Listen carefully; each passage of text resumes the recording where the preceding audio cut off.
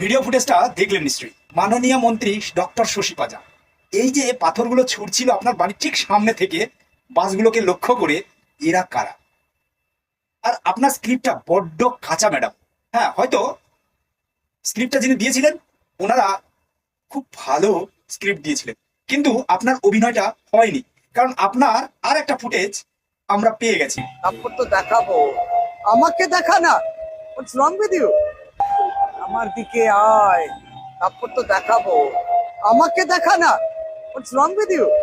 মাননীয় মন্ত্রী বলছেন আমার দিকে আয় তবে তো দেখাবো, তখনও কিন্তু উনি আক্রান্ত নয়।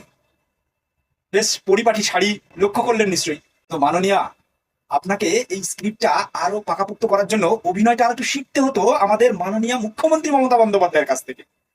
তিনি যেমন মুচকে যাওয়া পা নিয়ে সারা বাংলা ঘুরলেন, সেরকমটাই শিখতে হতো। আপনার বাড়িতে সাংবাদিকদের সামনে যখন এসেছিলেন তখন আপনার এই জায়গাটাতে কোনো দাগ ছিল না। এরপরে যখন সাংবাদিক সম্মেলনে গেলেন তখন কিন্তু ওখানে একটা ব্যান্ডেজ করে নিয়েছেন। দেখুন, আপনার বাড়িতে নিশ্চয়ই সিসিটিভি ক্যামেরা হবে, সাধারণ মানুষের বাড়িতে থাকে, আপনার বাড়িতে নিশ্চয়ই থাকবে। তো আপনি একদম সময় অনুযায়ী সেকেন্ড বাই সেকেন্ড ফুটেজগুলো রিলিজ করুন, দেখা যাক কারা আগে আক্রমণ করেছে। যদি বিজেপির লোকেরা বাস থেকে নেমে এসে আগে আপনার বাড়িতে আক্রমণ করে থাকে, তাহলে যারা যারা অপরাধী তাদের খুঁজে বার করে শাস্তি দেওয়া হোক, সেটা আমরাও চাই। কিন্তু গল্পটা যদি অন্য হয় তাহলে কি বলবেন?